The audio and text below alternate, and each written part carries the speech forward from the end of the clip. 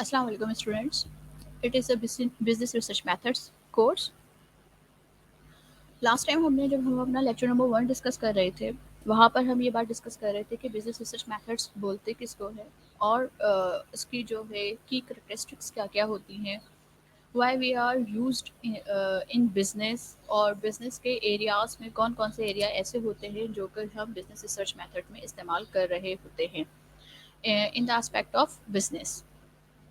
Now आज हम अपने लेक्चर स्टार्ट कर रहे हैं। हम अपने इस लेक्चर में हम बिजनेस रिसर्च मेथड्स के प्रोसेस को समझने की कोशिश करेंगे कि जब हम रिसर्च प्रोसेस की बात करते हैं तो रिसर्च प्रोसेस जो है वो कितनी चीज़ों के ऊपर बेस कर रहा होता है। बिजनेस रिसर्च की जो की टर्म्स होती हैं जब हम बिजनेस रिसर्च करने के लिए जा रहे हैं, तो वो कौन कौन सी जो की टर्म्स हैं उनको जो है अंडरस्टैंड करना हमारे लिए ज़रूरी होता है। ये तमाम की तमाम चीज़ें जो हैं हम अपने आज के लेक्चर में डिस्कस कर रहे होंगे और हम इसके साथ साथ मोस्ट इम्पॉर्टेंटली जो है वो हम प्रोसेस को डिस्कस करेंगे। आपको सामने जो स्लाइड नज़र आ रही है इस स्लाइड पर जो है कुछ की टर्म्स के नाम से 5 टर्म्स मौजूद हैं और देन फिर जो है डिसीजन की टाइप्स जो हैं वो भी मौजूद हैं। नाउ सबसे पहले हम अपॉर्चुनिटीज़ की बात करते हैं कि एक्चुअली जो हम अपॉर्चुनिटी का वर्ड बार-बार इस्तेमाल करते हैं, तो अपॉर्चुनिटी एक्चुअली है क्या? अपॉर्चुनिटी आपके पास होती है आपका competitive advantage, potential competitive advantages जिसकी जो बात कर रहे होते हैं, उसको हम क्या कह रहे होते हैं? अपॉर्चुनिटी कह रहे होते हैं। फॉर एग्ज़ाम्पल दैट हम यहाँ पर एग्ज़ाम्पल लेते हैं ईबे की। अलीबाबा एक्सप्रेस कंपनी की जो है हम यहाँ पर एग्ज़ाम्पल लेते हैं। जब अलीबाबा वहाँ पर बीइंग अ ओनर जब मौजूद थे तो उन्होंने देखा कि आपके पास जो है मार्केट में एक गैप मौजूद है। वो गैप है आपके पास इलेक्ट्रॉनिकल मार्केटिंग का, कस्टमाइजेशन का। उन्होंने इस अपॉर्चुनिटी को क्या किया, अवेल किया और देन फिर उसके बाद जो है उन्होंने वर्ल्ड वाइड जो है एक स्टार्ट की अपनी कंपनी और अपने बिजनेस को स्टार्ट किया। इट मीन्स दैट कि आप अपनी मार्केट में रहते हुए वो पोटेंशियल कॉम्पिटिटिव एडवांटेज जो इस्तेमाल कर रहे हो, वो इस्तेमाल आप कैसे उसको जो है आप फाइंड आउट कैसे करोगे एंड दैन फिर आप उसको इस्तेमाल कैसे करोगे then. Okay, that is called the opportunities. Okay, potential competitive advantage is called opportunities. जैसे कि हर पर्सन की अपनी अपनी एक ख़ास कॉम्पिटेंसीज़ होती हैं। उस कॉम्पिटेंसीज़ की बेस पर रहते हुए वो क्या कर रहा होता है, अपना करियर चूज़ कर रहा होता है, अपनी प्रोफेशनल लाइफ को जो है वो गो थ्रू कर रहा होता है। देन फिर उसके बाद जो है वो कहीं ना कहीं एक अल्टीमेट पॉइंट के ऊपर सक्सेसफुल कंडीशन पे खड़ा हुआ होता है। नाउ नेक्स्ट आपके पास क्या है, प्रॉब्लम। प्रॉब्लम जो है सिग्निफिकेंट नेगेटिव कॉन्सिक्वेंसेज है। इट मीन्स ऑफ दैट जो आउटकम्स आपके पास आ रहे हैं, जो कॉन्सिक्वेंसेस क्रिएट हो रहे हैं, जो वजूहत या रीजनिंग क्रिएट हो रही है और वो रीजनिंग्स जो है वो आपके पास क्या हो, नेगेटिव हो। और अल्टीमेटली जो नेगेटिव कॉन्सिक्वेंसेस होते हैं वो आपके बिजनेस के लिए क्या कर रहे होते हैं, प्रॉब्लम क्रिएट कर रहे होते हैं। ओके, तो प्रॉब्लम्स की जो डेफिनेशन हम कहते हैं हम जो है ड्रॉ कर रहे होते हैं, वो हम इस तरह ड्रॉ कर रहे होते हैं, make some significant negative consequences.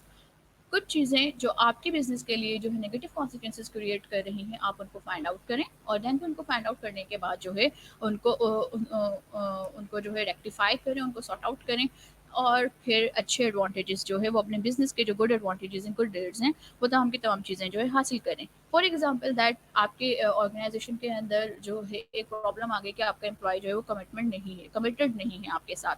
जब आपका एम्प्लॉय कमिटेड नहीं है तो आप क्या करेंगे, ये एक सिम्टम है कि अगर आपका एम्प्लॉय कमिटेड नहीं है तो इसका अल्टीमेटली जो प्रॉब्लम क्रिएट होगा वो प्रॉब्लम ये क्रिएट होगा कि जो है आप फ्रूटफुल, आपकी ऑर्गेनाइजेशन जो है वो ऑप्टिमम लेवल तक जो है इफेक्टिव नहीं होगी, क्योंकि जो आपका एम्प्लॉय है वो कमिटेड नहीं है, अपना काम जो है वो तरीके से नहीं कर रहा, अपना काम जो है डिवोटेड वे में जाकर नहीं कर रहा। ये एक सिम्टम नज़र आया आपको और वो सिम्टम अल्टीमेटली जो है किसी एक बहुत बड़े प्रॉब्लम की वजह बन सकता है। समटाइम जो है ना, इफेक्टिवनेस ऑफ एन ऑर्गेनाइजेशन, किसी भी ऑर्गेनाइजेशन की जो इफेक्टिवनेस है वो क्या हो जाए, आपके पास कम हो जाए, that is called a problem.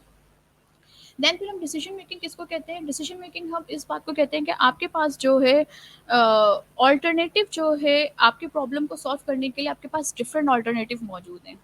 Now आप डिसाइड कर रहे हो which alternative is best for that kind of problems. उसको रहते हुए आप क्या कर रहे हो, डिसीजन मेकिंग कर रहे हो। It means of that deciding alternative ways for resolving of problems, कि आप डिसाइड कर रहे हो अपना ऑल्टरनेटिव वे कि आप अपने प्रॉब्लम को किस तरीके से सॉल्व करोगे। नाउ डिसीजन मेकिंग प्रोसेस की बात करें तो डिसीजन मेकिंग प्रोसेस जो है आप अपने मैनेजमेंट के कोर्स में बहुत डिटेल में जाके पढ़ोगे। मैं यहाँ पर आपको जस्ट एक स्लाइटली ओवरव्यू दे दूँ कि डिसीजन मेकिंग प्रोसेस में एक्चुअली क्या होता है कि आप अपने ऑल्टरनेटिव प्लान करते हो, आप अपनी प्रीमिसेस देख रहे हो कि आपकी प्रीमिसेस कौन-कौन से, मतलब आप कितने रिसोर्सफुल हो, कितने रिसोर्सेज जो है आपके पास मौजूद हैं। फिर आप लिस्ट आउट कर रहे हो अपने ऑल्टरनेटिव को कि ये आपके पास जो है लिस्टिंग मौजूद है, कितने ऑल्टरनेटिव आपके पास मौजूद हैं। फिर उस लिस्ट में से आप अपना बेस्ट पॉसिबल ऑल्टरनेटिव निकाल रहे हो, देन फिर आप उसको इम्प्लीमेंट कर रहे हो। फाइनली आप उसकी जो है, जब आपने उसको इम्प्लीमेंट कर लिया तो देन फिर आप उसको क्या कर रहे हो, करेक्ट करने की कोशिश कर रहे हो। That is called the decision making process. It means that जब आप डिसीजन मेकिंग प्रोसेस कर रहे हो तो आपके डिसीजन की टाइप्स कौन कौन से मौजूद हैं। समटाइम जो है जो ऑल्टरनेटिव होते हैं वो क्लियरली आपको पता है। ओके, इट मीन्स दैट के रिसर्चर इस बात को जानता है कि तमाम की तमाम इंफॉर्मेशन जो किसी भी डिसीजन के लिए ज़रूरी है, ऑप्टिमम इंफॉर्मेशन जो है वो आपके पास मौजूद है। That is called the certainty. It means that आप क्लियर हो इस बात के लिए कि ये आपका प्रॉब्लम है, स्पेसिफिक प्रॉब्लम ये है, और आप क्लियर हो इस बात के लिए कि इस स्पेसिफिक प्रॉब्लम को आप इस तरीके से सॉर्ट आउट कर सकते हो, और आपके पास वो ऑप्टिमम इंफॉर्मेशन मौजूद है कि जिसकी वजह से आप उसका सोल्यूशन जो है वो फाइंड आउट कर सकते हो। That is called the certainty. Okay, और बहुत मतलब बिजनेस में जो है ये सर्टेनिटी का जो लेवल होता है वो थोड़ा कम ही होता है, बिकॉज ऑफ दैट कि आपके पास हर दफ़ा एक नई प्रॉब्लम अराइज हो रही होती है, आपके पास इंफॉर्मेशन जो है वो इतनी ऑप्टिमम लेवल पर मौजूद नहीं होती हैं। दैट्स वाई जो है आप सर्टेनिटी लेवल पे थोड़ा कम पहुंच पाते हो in the business. Now uncertainty क्या है? Manager knows general nature of decision objectives. उसको ये बात पता है कि डिसीजन किस चीज़ पे लेना है, मतलब प्रॉब्लम क्या है, वो अपनी प्रॉब्लम के बारे में जो है क्लियर है। लेकिन उसके पास जो है इंफॉर्मेशन और उसकी जो ऑल्टरनेटिव्स की इंफॉर्मेशन है या कंप्लीट इंफॉर्मेशन है वो क्या है, आप उसके पास कंप्लीट नहीं है। It means of that manager know about that कि what is the problem, but manager don't know about that कि how to be solve it. ये बात वो जान रहा है कि प्रॉब्लम क्या है, लेकिन वो ये बात नहीं जान रहा कि उसको सॉर्ट आउट किस तरह करें। That is called the uncertainty. It means of that कि सर्टेनिटी में हमें प्रॉब्लम भी मालूम है और हमें सॉर्ट आउट करने का तरीका भी मालूम है, लेकिन हमें उसको सॉर्ट आउट करने का तरीका नहीं मालूम। सेम इज दैट अगर हम एम्बिग्युइटी की बात करें तो एम्बिग्युइटी क्या बात कर रही है कि ना यहाँ पे हमें प्रॉब्लम मालूम है और ना ही हमें यहाँ पर जो है उसको सॉल्व करने का तरीका मालूम है। दोनों ही मैटर पे हम क्या हैं, ब्लाइंड है। अब हम दोनों मैटर पे ब्लाइंड है तो इट मीन्स ऑफ दैट कि हम जो है एम्बिग्युइटी वाली कंडीशन पे खड़े हुए हैं कि हम जो है दोनों चीज़ों के लिए क्लियर नहीं है। अब रिसर्चर क्या करेगा? एक्चुअली रिसर्चर ये करेगा कि वो सबसे पहले जो है प्रॉब्लम सॉर्ट आउट करेगा कि एक्चुअली प्रॉब्लम अराइज कहाँ हो रही है, वो कौन सा लेवल है जहाँ पर जो है वो प्रॉब्लम आ रही है। जब वो फिर प्रॉब्लम को फाइंड आउट कर लेगा तो आफ्टर वाइल वो इसके सोल्यूशन को सॉर्ट आउट करने की कोशिश करेगा, उसके सोल्यूशन को जो है देखने की कोशिश करेगा। नाउ अगर हम बिजनेस रिसर्च की बात करें तो बिजनेस रिसर्च में अगर हमें डिसीजन लेना है और हम सर्टेनिटी वाली कंडीशन में पहुंचे हुए और हम उसके लिए रिसर्च कर रहे हैं, तो इट मीन्स ऑफ दैट कि हम जो है it is a waste of time. मतलब वो रिसर्च जो है वो इतनी आपके लिए वैल्यूएबल एंड वर्थफुल नहीं होगी, ये आपके पास क्या है, वेस्ट ऑफ टाइम है। लेकिन हम अगर अनसर्टेनिटी की बात करें, हम एम्बिग्यूटी की बात करें, तो दोनों लेवल के ऊपर आपके पास आपकी रिसर्च जो है वो आपके लिए वर्थफुल होगी, बिकॉज ऑफ दैट कि एक साइड पर आप क्या कर रहे हो, अपने ऑल्टरनेटिव सर्च आउट कर रहे हो, और दूसरी साइड पर आप अपने पास एम्बिग्यूटी की बात करें हम, तो एम्बिग्यूटी में आप अपने प्रॉब्लम और अपने सॉल्यूशंस, ऑल्टरनेटिव्स दोनों ही जो है वो find out and search out करो। That is called the ambiguity. Now students, यहाँ पर हमारे पास हमारे की कॉन्सेप्ट्स हैं जिनके बारे में हमें क्लियर होना ज़रूरी है कि हम अपॉर्चुनिटी किस बात को कह रहे हैं, that is a competitive advantage. Problem किस बात को कह रहे हैं, it is a negative consequences. Decision making the drive of the alternative, best alternative for the best possible solution. Decision making process हमने देख लिया, टाइप ऑफ डिसीजन हमने देख लिया कि सर्टेनिटी है, अनसर्टेनिटी है, नेविगेटी है, और इन तीनों का बेस किस चीज़ पे बन रहा है आपके पास, एक आपकी प्रॉब्लम पे और दूसरा आपकी अवेलेबल इंफॉर्मेशन पे है। और जो चीज़ मौजूद है, जो चीज़ मौजूद नहीं है, उसको देखते हुए हम क्या कर रहे हैं, अपने डिसीजन को करेक्टराइज कर रहे हैं। नाउ नेक्स्ट पे हम आते हैं ये देखने के लिए कि हमारे पास जो है टाइप्स ऑफ रिसर्चेस कौन कौन सी मौजूद हैं। ओके, हमारे पास 3 टाइप ऑफ रिसर्चेज़ जो है हम सबसे ज़्यादा बीआरएम में बात करें, हम अपने एडवांस रिसर्च में बात करें, या अपने रिसर्च फील्ड में हम जाके बात करें, तो रिसर्च फील्ड्स में जो है आपके पास 3 टाइप की जो रिसर्चेज़ हैं वो मौजूद होती हैं। सबसे पहले है आपके पास एक्सप्लोरेटरी, देन फिर आपके पास है डिस्क्रिप्टिव और तीसरी है आपके पास कैजुअल। अगर आप इन तीनों के नामों पर गौर करें तो ये तीनों के नाम से जो है इजीली अंडरस्टैंडिंग है कि एक्सप्लोरेटरी को ब्रेक करने वर्ड को, it means that to explore something, to find out something, that is called the exploratory. Descriptive की बात करें, इसका मतलब है डिस्क्राइब समथिंग। आप वहाँ पे क्या कर रहे हो, एक चीज़ जो है कंप्लीटली डिस्क्राइब नहीं है, एक्सप्लेन नहीं है, और आप आगे जाकर उसमें जो उसके ऊपर वर्कआउट कर रहे हो और आप उसको क्या कर रहे हो, एक्सप्लेन कर रहे हो। कैजुअल रिसर्च की बात करें या एक्सप्लेनेटरी रिसर्च की बात करें, तो कैजुअल का मतलब क्या हुआ, कॉज इज एंड इफेक्ट्स। ये दोनों चीज़ें आप क्या कर रहे हो वहाँ पर, देख रहे हो कि कॉजेज क्या हैं और आपके पास आपके इफेक्ट्स क्या हैं। वन बाय वन करके इसको ज़रा हम डिस्कस करते हैं।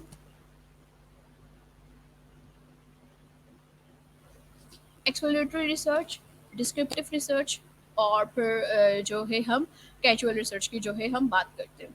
नाउ एक्सप्लोरेटरी रिसर्च की बात करते हैं सबसे पहले। एक्सप्लोरेटरी रिसर्च किसको कह रहे हैं, discover of idea and thoughts.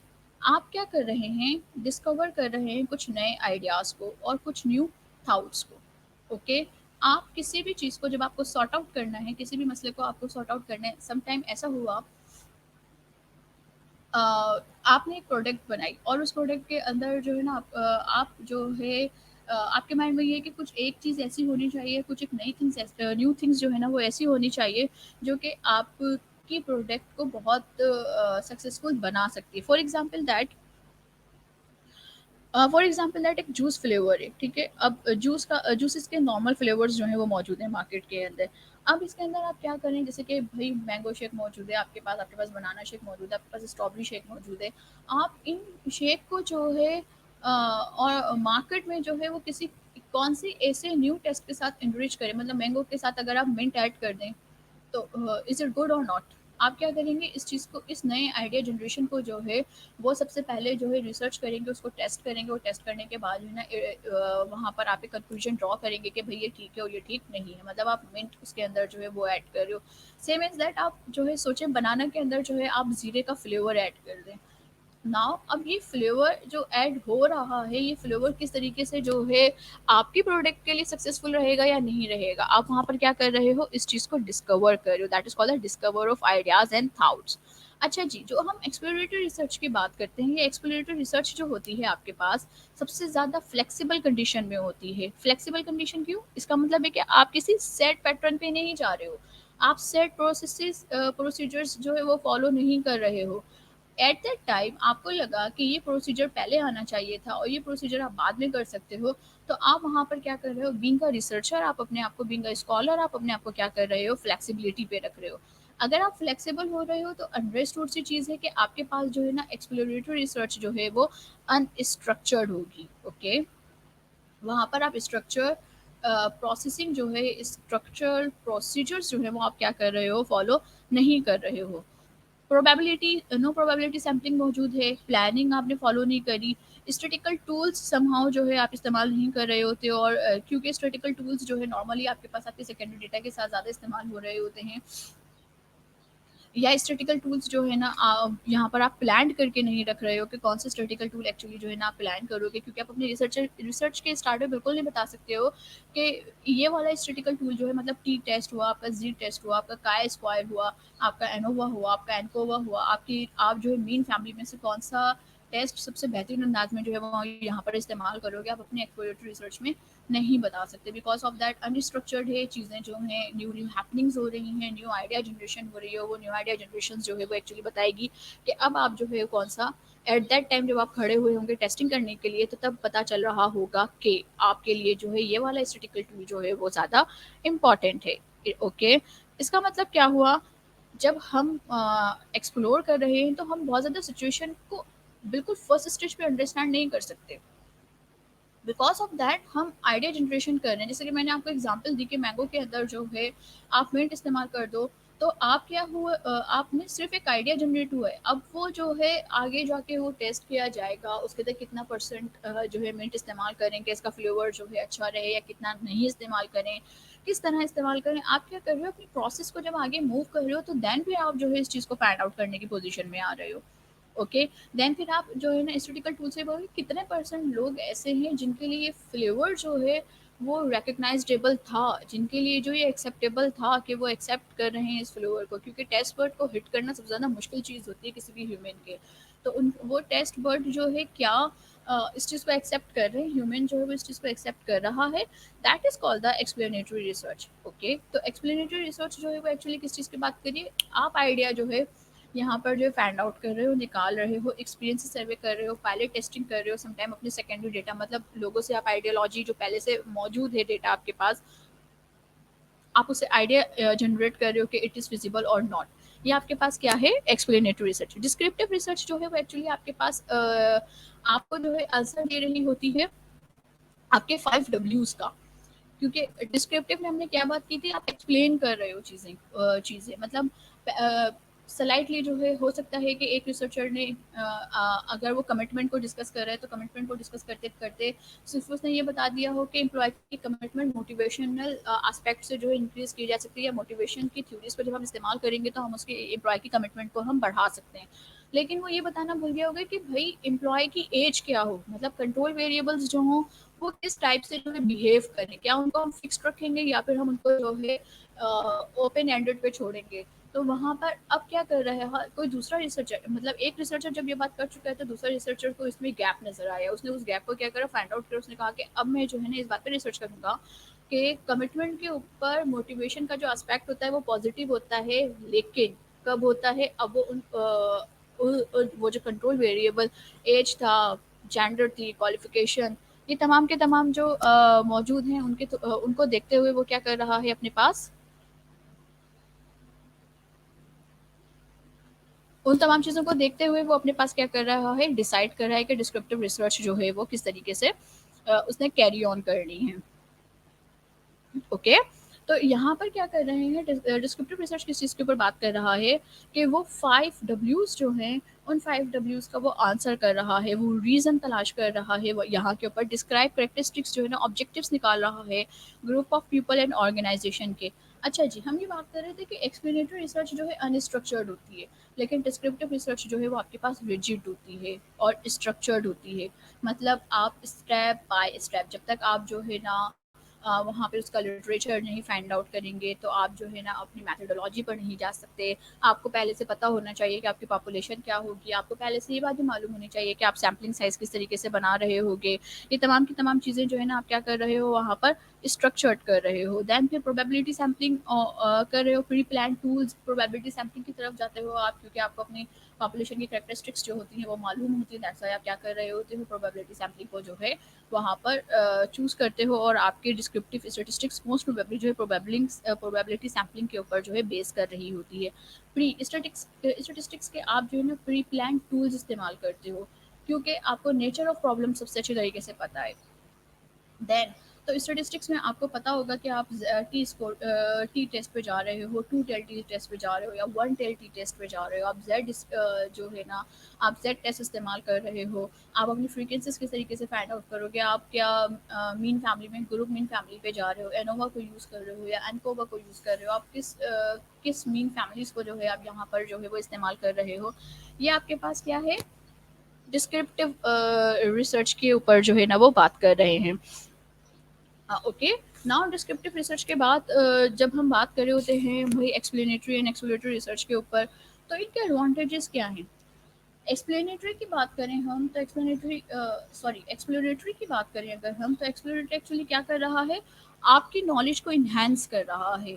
जाहिर सी बात है आपका इंफॉर्मेशन जो है वो क्या हो रही है, इन्हेंस हो रही है, आप न्यू चीज़ें न्यू आइडियाज़ जो है वहाँ पे लेकर आ रहे हो, और क्लियर प्रॉब्लम क्लियर हो रही है। हाइपोथेसिस बनाने के लिए जो है ना आप क्या कर रहे हो, इस्टेब्लिश रीजनिंग्स कर रहे हो, प्रायोरिटीज़ जो है ना वहाँ पर आप सेट कर रहे हो, सर्वे की तरफ जाते हो, फोकस ग्रुप से इंटरव्यू करते हो, ऑब्जर्वेशन की तरफ जाते हो, इंटरव्यूज बेस्ड जो है ना वो सारे के सारे काम कर रहे होते हो।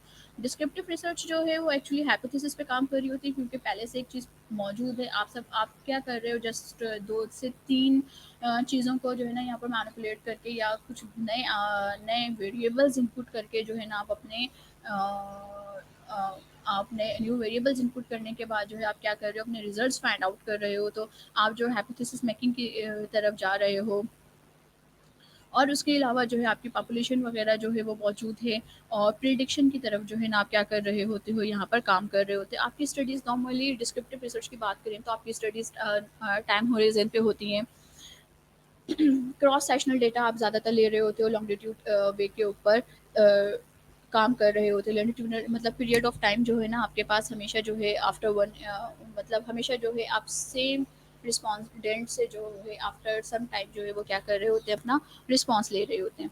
Now next one is the casual research, मतलब जिसको हम explanatory research, casual research causes, causes की तरफ जो है ये आपके पास डिस्क्रिप्टिव रिसर्च के एग्जांपल्स हैं।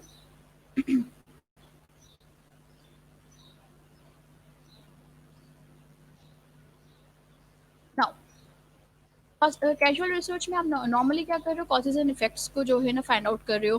फॉर एग्जांपल दैट कि आपके पास डिमांड का जो है आपके पास सप्लाई के साथ किस तरीके का रिलेशनशिप है। आप जब इसका रिलेशनशिप को वहाँ से कर रहे हो, ए अ, क्या कॉज आते हैं, क्या इफेक्ट्स आते हैं। अगर जो है कंपनी अगर प्राइस इंक्रीज कर दे अपनी प्रोडक्ट की, तो उसके बाद उसका इफेक्ट जो है वो सेल के ऊपर क्या जाएगा, आप क्या कर रहे हो इस चीज़ को यहाँ पर जो है आइडेंटिफाई कर रहे हो। आप इस चीज़ को आइडेंटिफाई कर रहे हो कि अगर आप एम्प्लॉय की जो प्रमोशन ना करें, उसका प्रमोशन जो स्टक कर दें एक ही जगह के ऊपर, तो फिर फर्दर जो है आपका जो सीनियर एम्प्लॉय और आपका जो मोस्ट ट्रस्टफुल एम्प्लॉय है, वो अपनी जॉब को कंटिन्यू कैसे करेगा, उसका टर्नओवर इंटेंशन किस तरीके से वर्कआउट करेगा, जॉब सेटिस्फेक्शन जो है उसे किस तरीके से काम कर रही होगी। आप इन तमाम चीज़ों के मतलब सिर्फ एक प्रमोशन रोकने से आप क्या कर रहे, आप क्या देख रहे हो कि उसका जो है कॉज एंड उसके इफेक्ट्स जो है वो किस तरीके से काम कर रहे हैं। ठीक है, तो that is called the casual research. Casualty आप फाइंड आउट कर रहे हो, आपके पास रिलेशनशिप जो है ना, पॉसिबल रिलेशनशिप्स जो है ना वो क्या होंगे। दैट्स वाई ये तमाम की तमाम चीज़ें जो है ना आप क्या कर रहे हो, अपने पास इस्तेमाल कर रहे हो। Now stages of the research पर हम फाइनली पहुंच चुके हैं कि stages of the research process जो है वो क्या होता है, जो कि आज का जो है सबसे ज़्यादा मेन टॉपिक था, जिसको हमने क्या करना है, कवर करना है कि आपके पास जो है ना stages of the research process जो है वो किस तरीके से काम करते हैं। ये जो सामने आपके पास पिक्चर नज़र आ रही है, प्रोसेस पिक्चर जो आपके पास नज़र आ रही है, ये आपके पास सबसे ज़्यादा सिंपलेस्ट रिसर्च प्रोसेस की पिक्चर है। ठीक है, सिंपलेस्ट रिसर्च प्रोसेस की पिक्चर होने का रीज़न जो है वो यहाँ पर ये है कि आपके पास प्रॉब्लम डिस्कवर डेफिनेशन सबसे पहला प्रोसेस है आपके पास। देन आप रिसर्च डिज़ाइन कर रहे हो, फिर आप सैम्पलिंग को जो है वो क्या कर रहे हो, सैम्पलिंग ले रहे हो, डेटा गैदर कर रहे हो, डेटा गैदर करने के बाद डेटा को प्रोसेस करोगे, दैन कंक्लूजन लोगे, एंड फाइनली अपने जो भी आपने फाइंडिंग्स की हैं उन फाइंडिंग्स को जो है आप क्या करोगे, डिफाइन करोगे। That is called the research process. Now research process में हर एक प्रोसेस को ज़रा हम जो है जस्टिफाई करते हैं।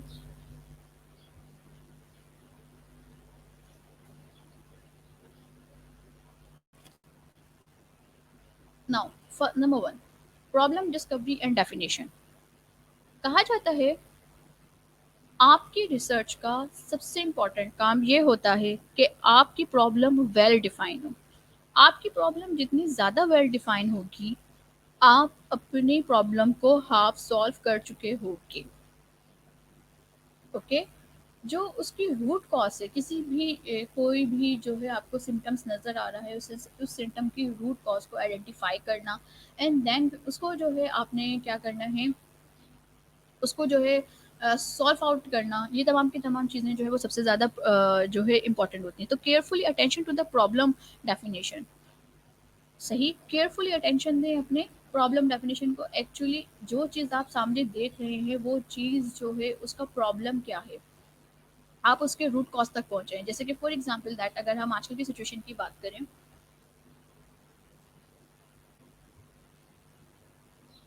2020 का पेंडेमिक फैला हुआ है, सही, कोविड की सिचुएशन मौजूद है। अब कोविड की सिचुएशन का रूट कॉज निकालें, व्हाट इज़ द रीज़न। हमें जो है इसका प्रॉब्लम, हमें इसको आइडेंटिफाई करना पड़ेगा कि एक्चुअली कोविड के फैलने का रीज़न क्या है। कोविड के फैलने का रीज़न सिंपल पता चल गया कि बहुत सारे लोग अगर एक जगह पे गैदर्ड हो जाए, तो वो जो है उसका क्या है, प्रॉब्लम है। अभी हमने सिर्फ इसका, अभी हम इसकी जो है इस चीज़ के ऊपर नहीं गए कि ये सही कैसे होगा, सिर्फ हमने क्या किया है, प्रॉब्लम डिस्कवर किया है। तो problem discovery is very important thing.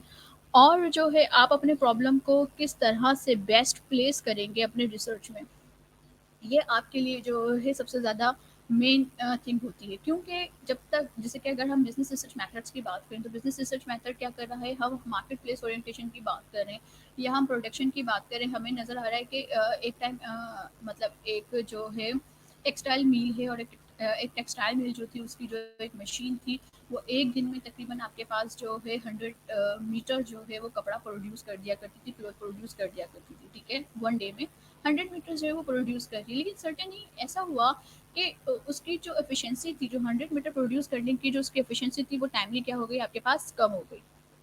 100 metre से जो है वो तकरीबन 70 मीटर्स के ऊपर वो अपना जो क्लोथ है वो अब प्रोड्यूस कर रही है। नाउ ये तो आपके सिम्टम्स आ गए कि ये प्रोड्यूस कर रही है। अब आप क्या करोगे, इस प्रॉब्लम को आइडेंटिफाई करने की कोशिश करोगे, what is the reason behind it.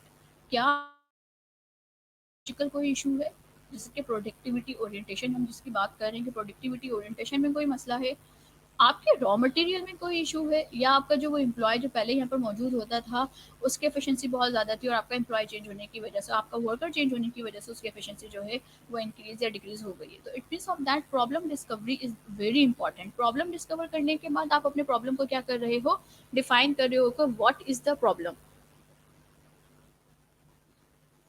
जब आप अपना प्रॉब्लम सबसे बेहतर अंदाज में डिफाइन कर लेते हो तो आपके पास कहा जाता है कि आपकी जो है आप उसको हाफ डन कर चुके हो, क्योंकि प्रॉब्लम ही जो है वो सबसे ज़्यादा जस्टिफाइबल होनी चाहिए।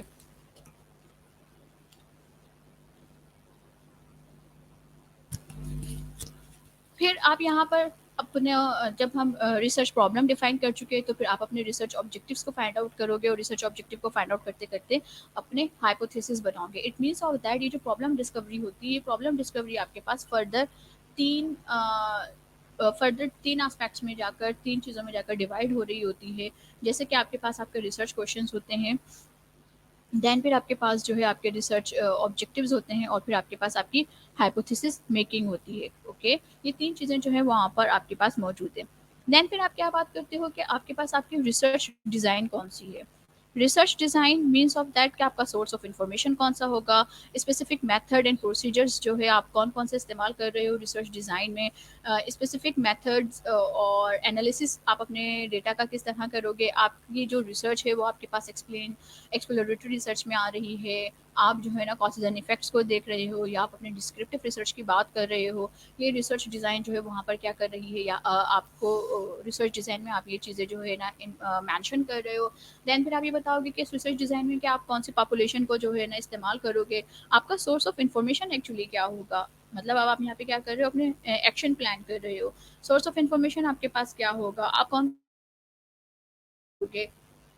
सैम्पलिंग की जो है सैम्पलिंग करने के लिए जो है आप अपनी कौन सी मेथडोलॉजी जो है वो इस्तेमाल कर रहे हो, आप वहाँ पर क्या कर रहे होगे बता रहे होगे। आपने अभी सैम्पलिंग करना स्टार्ट नहीं की, एक्चुअली आप क्या कर रहे हो वहाँ पर मेंशन कर रहे हो कि आपके पास ये बेस्ट पॉसिबल वेज मौजूद हैं सैम्पलिंग करने के लिए, और आप ये बेस्ट पॉसिबल वेज जो है वो इस्तेमाल करेंगे। नाउ सैम्पलिंग की बात करें हम, सैम्पलिंग क्या है, आपके पास पार्ट ऑफ द पॉपुलेशन है। जैसे कि हम स्टेटिस्टिक्स में जो है जब सैम्पलिंग की डेफिनेशन उठाते हैं तो सैम्पलिंग की डेफिनेशन हम इसी तरह उठाते हैं, population is a whole number of and sampling is the part of the population. Now जिस पॉपुलेशन पे आपने अपना कंक्लूजन ड्रॉ करना है, आप उसको क्या किस बात का नाम दे रहे हो, सैम्पलिंग का नाम दे रहे हो। नाउ अब इस सैम्पलिंग में आप ये देख रहे हो कि आपकी टारगेट पॉपुलेशन क्या होगी। ओके, टारगेट पॉपुलेशन कौन से लोग होंगे जिनसे आपने अपना डेटा गैदर्ड करना है, वो कौन से लोग होंगे जिनसे जो है ना आपने उनकी ऑब्जर्वेशन इस्तेमाल करना है, आपने उनके एक्सपीरियंसेस को इस्तेमाल करना है, या आपने उनके क्वेश्चंस को इस्तेमाल करना है। फॉर एग्जांपल दैट एक सिनेरियो क्रिएट करते हैं हम यहाँ पर, यहाँ पर हम एक सिनेरियो इस तरह क्रिएट करें कि ऑनलाइन शॉपिंग बिहेवियर इंपॉर्टेंट्स, ये ऑनलाइन शॉपिंग बिहेवियर इम्पैक्ट्स इन पाकिस्तान। पाकिस्तान में ऑनलाइन शॉपिंग बिहेवियर का जो एक ट्रेंड है वो कितना सक्सेसफुल है और कितना सक्सेसफुल नहीं है। ओके, तो नाउ हमने हमारे पास क्या हुआ, ये हमारा जो है हाइपोथेसिस हो गया, या ये हमारा एक टॉपिक हो गया कि हमने ऑनलाइन शॉपिंग बिहेवियर्स जो है वो उसका इम्पैक्ट जो है वो अपने कंज्यूमर पर या अपनी कंजम्पशन पर चेक करना है। देन फिर अब यहाँ पर टारगेट पॉपुलेशन क्या होगी, वो तमाम लोग जो कि ऑनलाइन शॉपिंग करते हैं, they are use to for delivering it, जो है likely to use the online shopping, वो तमाम के तमाम लोग। जो है आपके पास क्या बन जाएंगे, टारगेट पॉपुलेशन बन जाएंगे। देन आप फिर इसके बाद क्या करोगी, क्या करेंगे आप लोग, उसके बाद सैम्पलिंग साइज फाइंड आउट करने की कोशिश करेंगे। सैम्पलिंग साइज कौन, ऑनलाइन शॉपिंग करने के लिए अब हम ये देखेंगे कि कराची में जो है वो कितने लोग हैं जो कि ऑनलाइन शॉपिंग करने के लिए यूज टू हैं। आप वो नंबर जो है फाइंड आउट करने की कोशिश करोगे तो समहाउ आपको जो है वो नंबर किसी भी जो है ट्रस्ट वर्दी साइट से जो मिल जाएंगे। नॉर्मली पीटीए जो है ना वो बताता है कि भाई हमारे पास पूरे पाकिस्तान पूरे कराची के अंदर तकरीबन 40 लाख से भी ज़्यादा डिवाइसेस जो है वो मौजूद हैं, इंटरनेट कनेक्शन मौजूद है। ये इंटरनेट कनेक्शन वो मौजूद हैं जो कि पीटीसीएल के थ्रू जा रहे हैं। तो वो लोग जो कि सेलुलर फ़ोन के थ्रू डेटा इस्तेमाल कर रहे हैं, दैट उनके तो फैक्ट्स एंड नंबर्स ही मौजूद नहीं है अभी। एनीवेज सैम्पलिंग साइज़ की हम बात करें तो हम ये फिर वहाँ पर ये देखेंगे भाई कौन से लोग हैं जो इंटरनेट यूज़र्स हैं। इंटरनेट यूज़र से निकालने के बाद अब हम क्या करेंगे, सैम्पलिंग यूनिट्स पे जाएंगे। हमें पता है, अगर हम उन लोगों को जानते होंगे जो कि शॉपिंग करते हैं और अब हम उनसे जो है अपना डेटा गैदर्ड करें, तो फिर हम प्रोबेबिलिटी सैम्पलिंग को जो है रेफर करेंगे। और लेकिन हम नहीं जानते तो फिर हम क्या कर रहे होंगे, नॉन प्रोबेबिलिटी सैम्पलिंग को जो है हम यहाँ पर रेफर करेंगे। दैन फिर इसके बाद अब हम सैम्पलिंग के चैप्टर में हम पढ़ेंगे कि कितने टाइप की सैम्पलिंग जो होती है वो मौजूद होती है। फिर उसके बाद हम कलेक्टिंग इन्फॉर्मेशन, डेटा गैदरिंग करेंगे। डेटा गैदरिंग करने के लिए जो है आप क्वेश्चन आपने डेवलप किया, आप लोगों की ऑब्जर्वेशन से जो है फ़ायदा उठाने की कोशिश कर रहे हो। आप उनके एक्सपीरियंसेस जो है ना कॉल कर रहे हो, उनके उनके साथ बैठ के, और इवन क्वेश्चनियर कर रहे हो, सर्वे कर रहे हो आप। तो वो किस सर्वे जो आप कर रहे हो वो क्या खिला रही है आपके पास, कि आप जो है अपना डेटा जो है वो गैदर्ड करो। देन फिर इस डेटा को आप क्या करेंगे, प्रोसेस या एनालिसिस करेंगे, मतलब एडिटिंग करेंगे और कोडिंग करेंगे। प्रोसेस करने के लिए कौन सा जो है सॉफ्टवेयर आप इस्तेमाल कर रहे हैं, कौन सी इन्फॉर्मेशन जो है, जाहिर सी बात है जब आप डेटा गैदर्ड कर रहे होगे तो बहुत सारी इन्फॉर्मेशन ऐसी होंगी जो कि आपके लिए रेलिवेंट होंगे, और कुछ इन्फॉर्मेशन ऐसे होंगे जो आपके आउटलायर्स होंगे, जो आपके पास इरेलीवेंट है। तो आप अब क्या करोगे, जो इरेलीवेंट हैं आपके पास, जो आउटलायर्स हैं आपके पास, आप अपने रिसर्च में से उनको निकाल दोगे, क्योंकि हो सकता है उनकी वजह से जो है आपका जो रिजल्ट है वो अप्रोप्रिएट ना आए। सही, तो देन फिर आप क्या कर रहे हो, इस काम के लिए आप अपना डेटा पहले प्रोसेस कर रहे हो, आप एडिटिंग कर रहे हो उसकी, और देन अपने डेटा को जो है आप कोडिंग करके उसको कैटेगरी में डिस्ट्रीब्यूट कर रहे हो। ठीक है, तो ये जो डिस्ट्रीब्यूशन ऑफ द डेटा है और कोडिंग ऑफ द डेटा है, ये आप एडिटिंग ऑफ द डेटा है, ये आप किस में काम कर रहे हो, डेटा प्रोसेसिंग में। एंड अपने डेटा को एनालिसिस किया। आपने कुछ स्टैटिकल टूल इस्तेमाल किए, आपने स्टैटिकल सॉफ्टवेयर इस्तेमाल किए, और स्टैटिकल सॉफ्टवेयर इस्तेमाल करने के बाद उनके थ्रेशोल्ड की वैल्यू के साथ आप उनको एनालिसिस कर रहे हो, और वहाँ से आप क्या कर रहे हो, अपना एक कंक्लूजन ड्रॉ कर रहे हो। फिर जाहिर सी बात है जब आप एनालिसिस कर चुके हो, कंक्लूजन आ चुका है, तो उस कंक्लूजन की बेस के ऊपर आप अपना डिस्कशन चैप्टर स्टार्ट कर रहे हो, अपने डिस्कशन को जो है बिल्डअप कर रहे हो, वहाँ पे अपने आर्गूमेंट बिल्डअप कर रहे हो, और फाइनली जो है वो डिस्कवरी और वो जो कंक्लूजन और रिपोर्ट्स है उसको आप क्या कर रहे हो, अपने फर्दर अपने बिजनेस रिसर्च का जो प्रॉब्लम है उसको सॉर्ट आउट करने के लिए इस्तेमाल कर रहे हो। That is called the stages of the research process. Now student, यहाँ पर आपके पास रिसर्च प्रोसेस जो है इस चार्ट के थ्रू या इस साइकिल के थ्रू जो है वो हम देख चुके हैं। नाउ अब ज़रा हम गो थ्रू करते हैं आगे के रिसर्च स्टेजेस के की स्लाइड्स पर। साइकिल प्रोसेस है आपके पास research stages. Okay, cycle process है, कंक्लूजन जनरेट करते हैं।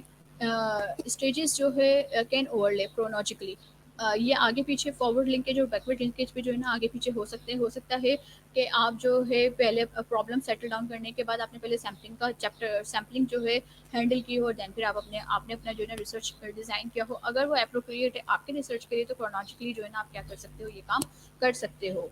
ये आपके पास जो है बिल्कुल एक्सप्लेनरी एक डायग्राम है जो कि जिकेमेंट अपनी बुक में जो है डिफाइन करते हैं। कूपर भी जो है इस ही पूरे प्रोसेस को जो है वो देख रहा होता है। लेकिन अगर आप देखें तो यहाँ पर जो 7 स्टेजेस आपके पास मौजूद है, वो 7 स्टेजेस जो है वो आपके पास ब्रॉडली मौजूद हैं। सबसे पहले जो येलो पिक्टोरियल है, ये क्या है आपके पास, प्रॉब्लम डिस्कवरी। प्रॉब्लम डिस्कवरी, आप क्या कर रहे हो, प्रॉब्लम को फाइंड आउट कर रहे हो, प्रॉब्लम फाइंड आउट कर रहे हो। तो नेक्स्ट जो आपका ब्लू टिकर का है, जिसमें प्रॉब्लम डेफिनेशन जो है या स्टेटमेंट ऑफ रिसर्च ऑब्जेक्टिव्स जो है वो वहाँ पर क्या कर रहे हैं, आप मैनेज करें। नाउ ये जो आप प्रॉब्लम डिस्कवरी कर रहे होते हो, सम टाइम जो है ये आपके पास किससे आ रही होती है, एक्सप्लोरेटरी रिसर्च से आ रही होती है। एक्सप्लोरेटरी रिसर्च टेक्निक्स एक्चुअली किसी की एक्सपीरियंसेस, किसी की पायलट टेस्टिंग, किसी की केस स्टडी ये बता रही है कि ये जो प्रॉब्लम है ये हमारे पास ऑर्गेनाइजेशन में प्रिवेल करती है, मौजूद है। तो अब इसको जो है वो सॉल्व होना ज़रूरी है, इसको सॉर्ट आउट होना जो है वो ज़रूरी है। तो देन फिर आप क्या कर रहे हो, रिसर्च की डिस्कवरी जो है थ्रू एक्सप्लोरेटरी रिसर्च चैनल आप लेकर आ रहे हो, और देन फिर आप अपने रिसर्च प्रॉब्लम को या प्रॉब्लम डेफिनेशन को जो है वो डिफाइन कर रहे हो अपनी स्टेटमेंट के थ्रू, अपने रिसर्च के ऑब्जेक्टिव्स के थ्रू। देन फिर आप अपने जो है ना रिसर्च डिज़ाइन बनाने की तरफ जा रहे हो। रिसर्च डिज़ाइन जो है आप वहाँ पर बता रहे हो कि भाई आप एक्सपेरिमेंट बेस्ड जाओगे, आप जो है सर्वे बेस्ड जाओगे, आप ऑब्जर्वेशन बेस्ड जाओगे, मतलब आप प्राइमरी टूल्स इस्तेमाल करोगे या फिर आप सेकेंडरी टूल्स यूज़ करोगे। ये तमाम की तमाम चीज़ें जो है ना आप यहाँ पर देखोगे। दैन फिर आप जो है सैम्पलिंग को जो है देखोगे। सैम्पलिंग में आप प्रोबेबिलिटी सैम्पलिंग को हैंडल कर रहे हो या नॉन प्रोबेबिलिटी सैम्पलिंग को हैंडल कर रहे हो। जब आप इस चीज़ को आ जाओगे तो देन फिर आप अपने नेक्स्ट स्टेप पे चले जाओगे, और वो है आपके पास collection of data. Collection of data करने के बाद आप उनकी प्रोसेसिंग ऑफ डेटा पे जा रहे हो, और फाइनली आप उनको कंक्लूड कर रहे हो। That is the same chart. ये थोड़ा सा जो है ना आपके पास क्या है, एक्सप्लेनरी था। तो ये बिजनेस रिसर्च डिज़ाइन, ये बिजनेस रिसर्च प्रोसेस जो है वो आप इस तरीके से क्या कर रहे होते हैं, मैनेज कर रहे होते हैं कि प्रॉब्लम ये आपके पास जो है इन बुलेट पॉइंट में आपके पास आपके डिस्क्रिप्शंस लिखी हुई है कि स्टेजेस जो हैं आपके पास हार्डली जो है 7 मौजूद हैं। अल्बर्ट आइंस्टाइन, सेम बात। The formulation of the problem is often more essential than its solution. आपकी formulation of the problem is जो है वो बहुत ज़्यादा ज़रूरी है आपके सॉल्यूशन से, ठीक है। तो अब आप अपने हाइपोथेसिस सेट करो। हाइपोथेसिस क्या है, आपके पास एक स्टेटमेंट है जिसमें आप अज्यूम कर रहे हो कि ये आपके पास एक अजम्पशंस मौजूद है, जैसे कि organisational commitment is positively related to the motivation. आप क्या है, ये एक आपने एक अजम्पशन दे दी, एक स्टेटमेंट दे दी है। तो ये स्टेटमेंट जो है वो आपके पास क्या कहला रही है, हाइपोथेसिस कहला। हाइपोथेसिस है आपके पास। एक्सप्लोरेटरी रिसर्च जो है हम देख चुके हैं कि secondary pilot experiences and case study के थ्रू जो है आप यहाँ पर मैनेज कर रहे हो।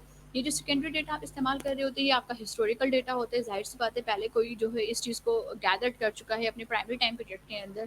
देन आपके सेंसेस भी होते हैं, आपका लिटरेचर रिव्यू भी होता है, और आपकी प्रीवियस कलेक्शन भी होती है, और आपका पायलट स्टडी जो है वो भी मौजूद होता है। फोकस ग्रुप से समटाइम आप इंटरव्यू कर रहे होते हो। फोकस ग्रुप से आप इंटरव्यू करके उनके एक्सपीरियंसेस को जो है वो इनिशिएट करते हो अपने रिसर्च टॉपिक, अपने रिसर्च रिपोर्ट के अंदर, कि एक्चुअली जो है फोकस ग्रुप जो है उसके ये कंसर्न्स थे।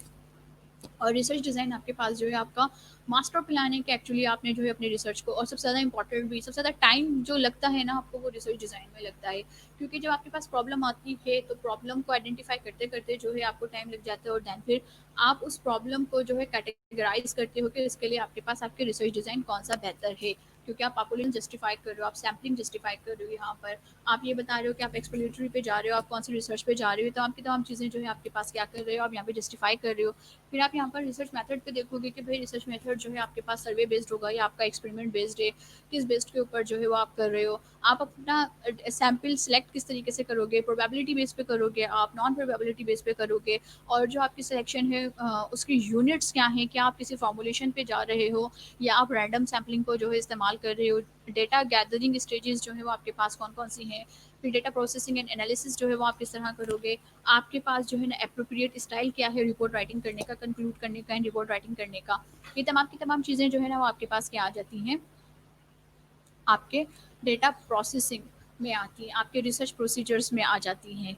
तो ये आपके पास जो है एग्जामिनेशन पॉइंट ऑफ व्यू के हवाले से आपका जो है इंपॉर्टेंट क्वेश्चन था, जिसको हमने आज देखा। और एग्जामिनेशन पॉइंट ऑफ व्यू के हवाले से ना भी बात करें हम, तो being a business research personal, being a researcher, क्योंकि आप जिस 21st सेंचुरी में खड़े हुए हैं, 21st सेंचुरी में आप उस टाइम तक जो है सक्सेसफुल नहीं हो सकते जब तक आपको ये ना पता हो कि आप प्रॉब्लम को आइडेंटिफाई किस तरह करेंगे और इस प्रॉब्लम को सॉर्ट आउट किस तरीके से करेंगे।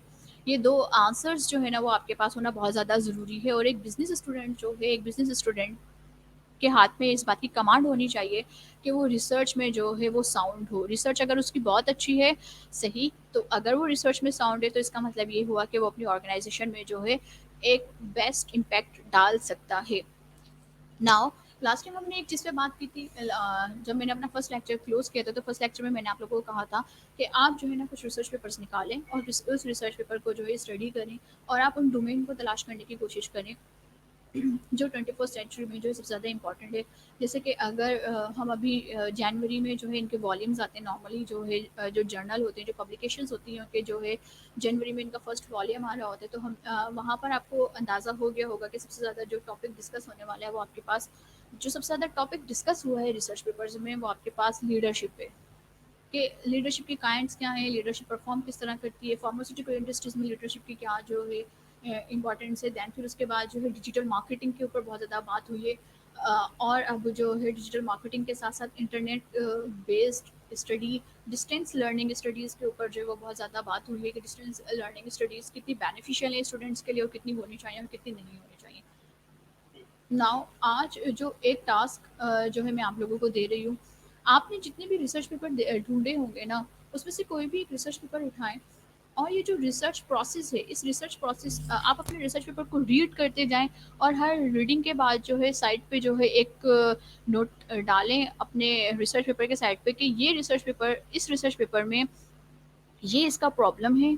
सही रिसर्च पेपर, रिसर्च डिज़ाइन इस तरीके से किया गया है, उसको क्या करें आप कंसाइज कर लें, अपने पास एक समरी बना लें, ताकि आपको पता चले कि जब ये रिसर्च पेपर लिखा गया था तो रिसर्च पेपर में आपको बहुत सारी चीज़ें, जाहिर सी बातें, जॉइंट सेंटेंसेस नज़र आ रहे होंगे, बात को बिल्कुल सिंपलेस्ट वे में करने के लिए बात को बढ़ाया भी गया होगा, सेंटेंसेस स्ट्रक्चर जो है वो चेंज भी किए गए होंगे बार बार।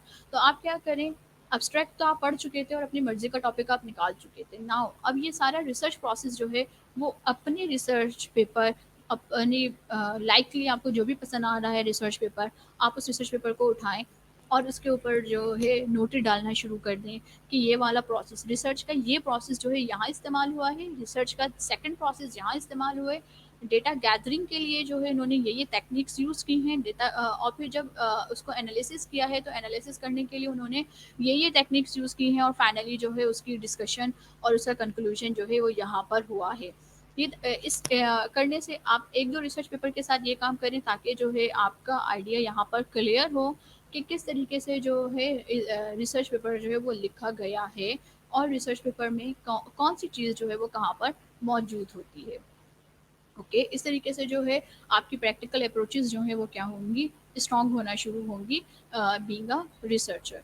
नाउ आज का लेक्चर हम यहाँ पर वाइंड अप करते हैं स्टूडेंट्स। इंशाल्लाह जो है फिर नेक्स्ट लेक्चर जो है हम नेक्स्ट टॉपिक में अटैम्प्ट करेंगे कि हमने क्या पढ़ना है। आज के लिए जो है हम समअप करते हैं, आज के लिए इतना काफ़ी है। ओके स्टूडेंट्स, अल्लाह हाफिज़ एंड थैंक यू।